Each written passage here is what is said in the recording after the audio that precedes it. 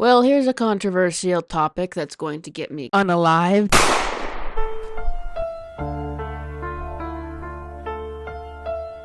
And unfortunately, it's going to get me unalived in my pink Kirby shirt. In fact, I completely color-coded, see, pink shorts, pink Kirby shirt. I'm completely wearing pink. You wouldn't hurt a person wearing pink, would you? Well, if I'm gonna die, let it be in pink. But I think that this is an important thing to talk about regarding all of the discourse around Star Wars lately, or what little of it there is left, because it really does seem that people are getting so sick of this. And with sick of this, I wanna just address the elephant in the room when talking about Star Wars, is that for whatever reason, and this started years ago, like Star Wars has become like the grounds for political debate, and I don't understand it at all. And I do not want to talk about politics at all on my channel. I want my channel to be just about movies and stuff. I want it to be so everyone can watch, so everyone can feel that they can come and weigh in on these videos and all the topics that they cover. But with Star Wars, it's just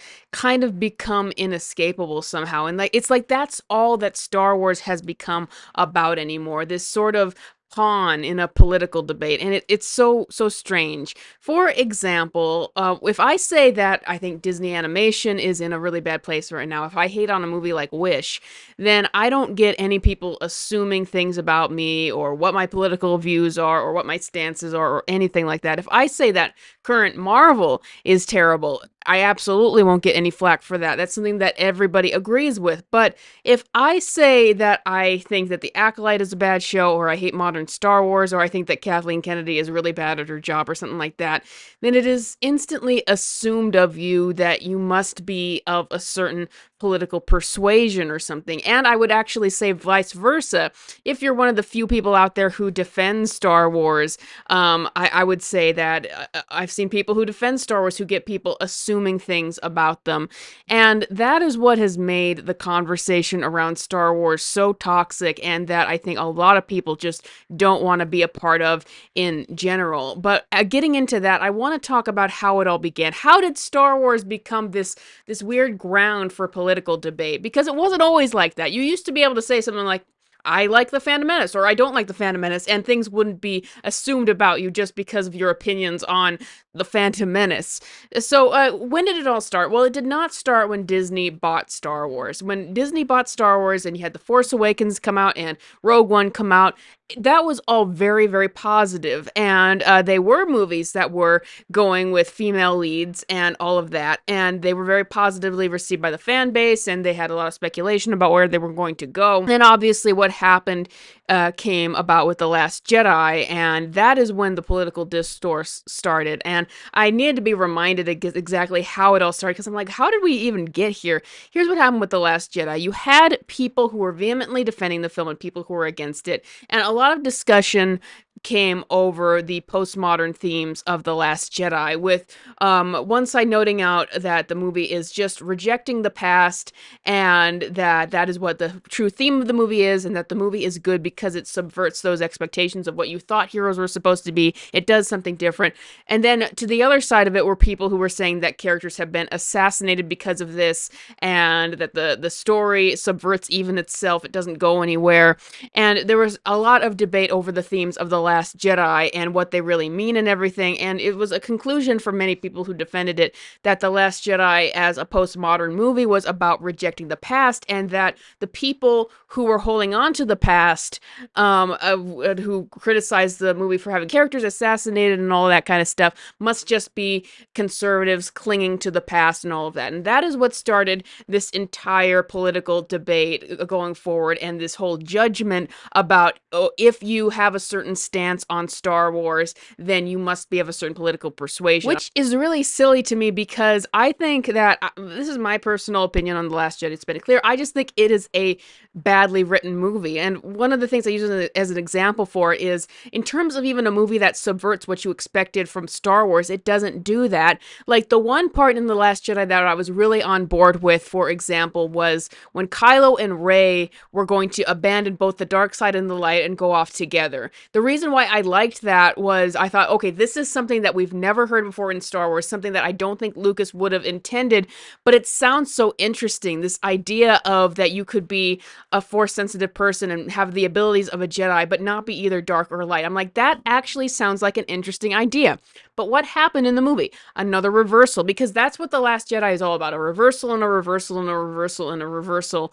Because it reversed its reversals, and then you went on to have Rey be the standard hero who needs to get training and all of that stuff. After, for a while, it didn't seem like we were going there at all, and that is the real problem with The Last Jedi. It is a horrible blockbuster. It doesn't even do the subversion that people say that it does. So that's my opinion of The Last Jedi, and I think that people know that. But the point is that this is what first started to get people deadlocked in this idea that if you had an opinion on Star Wars, that meant that you were of a certain political persuasion, and that is really, really ridiculous. I was once talking to somebody online, and they made an offhand comment about how they didn't like The Rise of Skywalker. Someone else popped in and started making accusations that this person was just an angry right-winger or whatever it is, just because they didn't like The Rise of Skywalker, and that is so absurd. And here's why: because Star Wars is a vast fan base. It's a vast fan base of a lot of people, of a lot of different political persuasions, lots of different groups of people. Most of those people aren't even watching anymore, aren't even caring, because so much of the content has been so bad and hasn't been really worthy of following. Because if you look at the Nielsen ratings for The Acolyte, like, it seems that people have just checked out. The highest viewed Disney Plus show for Star Wars was Obi-Wan, and obviously you can see why. We're up to the generation, that's my generation, that loved the prequels. We wanted to see Obi-Wan. I was disappointed again with that show because it broke continuity like 6 ways beyond times 7. Obi-Wan was not himself. It was slow, it was boring, and that was kind of it for me having hope for this new era of Star Wars. And now you see shows like The Acolyte and even Andor. Those are the lowest viewed shows, even though Andor was the most positively received, because at a certain point the mainstream just stopped caring about these shows. And I think that The Acolyte, the only reason it has any more viewership than Andor, I think, is because of any hate watching that it's been gotten, because, you know, all publicity is good publicity. But that's the real bottom line about this, that you don't have people in the mainstream watching. And I think that that is what is really missed with this whole political debate, because once again, it started back with The Last Jedi, and you had factions made, I should say, and you did have people who were coming from a political perspective talking about Star Wars and criticizing it, and then it sort of just feeds into each other as this back and forth. As The Last Jedi started this whole political debate over Star Wars, and you had people crop up who became voices to speak out against it, and then you had people from the other side coming out to try to defend what Star Wars is against these people where they don't agree with them politically, and that came sort of this tennis match, and it spiraled on since then.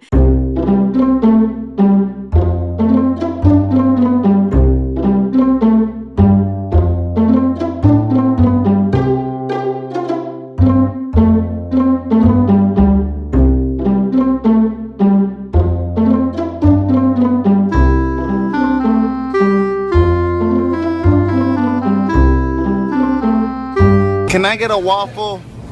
Can I please get a waffle? But the thing is, as it spiraled on, and it has become profitable to criticize modern Star Wars, that there are channels, for example, I have no problem criticizing this person, Mike Zero, for example, who just spams out hundreds and hundreds of videos at a time for information that isn't even true, like Amanda Stenberg has been fired, Rachel Zegler has been fired, and they do it because currently that's a hot topic on YouTube to talk about this kind of stuff. So having headlines like this, even if they're not true, even if anybody could just look it up on Google and see that it is not true, has become very profitable. And I've seen channels fall into that where they will exaggerate and just continue to exaggerate to the point of something not even being true just to get clicks for it. So that's another part of the debate looking at this. But then there's yet another side to this. It is a recent article that came out by Paul Tassi of Forbes, and he was trying to criticize a lot of the channels on YouTube YouTube, and he even brought up Mike Zero about the false information there about the Star Wars stuff. And I'm like, a lot of these criticisms for channels like that are outright spreading lies are completely founded. However, he went then to sort of make blanket statements about the reasons why people aren't liking Star Wars, and that it must be because they just, they can't be for valid reasons for the writing. It must just be because they're mad it doesn't align with their politics or anything. And I'm like, you need to be very specific with who you're talking about, because he did say, oh, it's fine if you hate the Acolyte, but if you don't like the Acolyte. But I'm like, you have to be specific about who you're talking about, because yes, it is toxic or just outright wrong to create lies about something just to get clicks, but at the same time, it is toxic to blanket statement that everyone who thinks a certain way, or that even just a certain group of people who think a certain way must be of a certain persuasion, must not have actual valid reasons for thinking a certain way. Like, for example, I posted my video that was a female fan's honest opinion of the Star Wars of today, and before my video even came out, somebody was starting to get on me saying that you must be you must think a certain way, you must be of this political persuasion if you dare have what is perceived as a negative opinion on Star Wars. And like, that is toxic as well. But what I want to get through in this video is that most people are not even a part of this woke, anti-woke debate that's going on. What's not really talked about here is, look at the viewership for The Acolyte. It's not high. The highest viewed show for Star Wars on Disney Plus was Obi-Wan, and that had 11 million views. Now, this metric is not exact. They're just taking what the minutes watched from Nielsen ratings. We have doing the math to try to figure out at least some kind of number of how many viewers it had, and these are the numbers that we've got. And The Acolyte is the second least viewed Star Wars show on Disney Plus, Andor, unfortunately, was the least viewed, but I think that that's understandable. Like, I haven't even seen Andor yet, just because I have no interest in that character. People said that it was good, other people said it was boring, and I'm just like, I just don't feel on board with it yet because I've been so spurned by Star Wars. That's unfortunate. I think if The Acolyte has any more views than that, it's because of any sort of hate watching, but in the grand scheme of things, that's not that much. The mainstream have just really checked out of Star Wars. They're not involved in any of this political debate, and as people are like tennis racketing back and forth over this whole thing over Star Wars, I think that is getting missed, because what I think would be more productive of Forbes to mention and using its influence for is to talk about the actual problem with Star Wars is that they are failing to bring in a new audience. Like, they want to bring in a new audience so much, but all of these new shows aren't doing that. It's just pushing people away. They are not setting themselves up for the next generation. Star Wars might very well become irrelevant in the future because of what's happening. And these media companies do have the power to enact change. For example, a little bit of this sort of debating was happening around the MCU. However, Variety came out with this article where it just was honest about it, like, the MCU is not in a good place, it's going downhill, they need to change, and that finally shook people up, where it's like, okay, yeah, honestly, that is the problem with the MCU, and they need to change going forward. And whether or not they succeed in that, that was a really big turning point last year, where it's like, okay, we can honestly talk about what's wrong with the MCU, and people behind the scenes making changes to it, and hopefully it'll work out. Maybe it will, maybe it won't. But that was an important turning point. But this batting back and forth over, the political debate over Star Wars isn't actually helping anything, because the problem with Star Wars is Kathleen Kennedy, let's not make her into a vampire who cackles into her cauldron about how she's going to upset the Star Wars fan base. When I read things from Kathleen Kennedy, I just get the impression that she doesn't have a clue. She didn't make a plan for Star Wars when they started, and then she pivoted to something Rian Johnson wanted to do, and ever since then she hasn't had a good plan. The reason why we've had so many Star Wars projects announced that haven't come to life is because Kathleen Kennedy, along with other people behind the scenes, have felt pressured to report to the Disney higher-ups that they have things planned, but they are not actually ready for them. They don't actually have a solid plan going forward for them. When Kathleen Kennedy said that there was, like, nothing to pull from for Star Wars lore, it's like, but that there's so many books and things out there to pull from. She just strikes me as a person who has no clue, and they could say right now that they are going to have everything in Star Wars be completely apolitical, and and not step on anyone's toes, which I think is how Disney in general is going to try to operate going forward, with Bob Iger saying that he's going to quiet the sounds of the culture war or whatever. And we've already seen evidence of that. Like, you know, we had Disney animated movies for the last like 5 years that caused some political controversy, and then Disney was losing a lot of money. So then you have Inside Out 2 that comes out and is just completely safe. And you have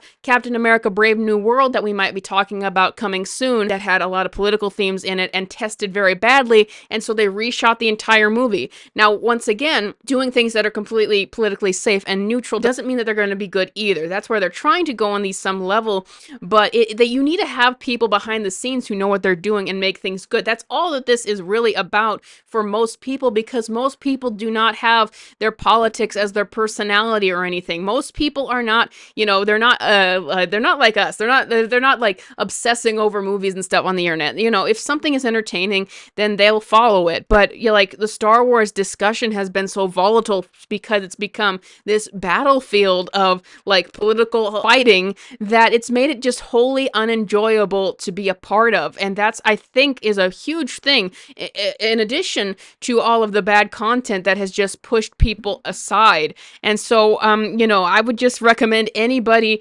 needs to start remembering the average audience member again, and everyone needs to start thinking about what appeals to them. They need to let go of this nonsense. I don't think that Star Wars is necessarily where a big war needs to take place over this stuff. I know it's called Star Wars. And I will also say one last thing to all the people who complain about all these channels that have cropped up, and you know, including like the people who are spreading lies like Mike Zero and stuff like that. All of these channels would go away in an instant. Disney has the power to get rid of these channels if you really don't like them. If Disney just started producing good Star Wars content again, there would be no reason to complain. There would not be a big audience of people who are discontented, and these channels who are built entirely on the discontent over Star Wars, or in large part over them, would have to find something else to make content over. All of that could go away in an instant if Disney would start making good Star Wars content again. This whole political debate is just nonsense. It doesn't actually matter. It's not actually changing anything. It's not actually making anything better. It's just this deadlocked thing of the YouTubers versus the mainstream or something, and that just needs to go away so we can get to the actual problem at hand. Because DC, Marvel, Disney Animation, at least in some ways, I see them trying to make change going forward. Whether or not they succeed, once again, that's another matter, but Star Wars is like deadlocked in the same toxic discussion that it's been in for 7 years now, and that needs to change. You need to stop accusing anybody who criticizes Star Wars as just being a grifter. You need to realize that most people are not on board with this whole culture war thing. We just want to watch something good. I don't care if something is political or neutral or whatever it is. Is it good? That's all I care about. But that is all I got for you guys today. Thank you, Patreon, for supporting this video. As always, if you want to support me on Patreon, please check that out. And are you mad at me? Please leave a comment below. It'll help boost this video up on the algorithm. And I will see you guys next time.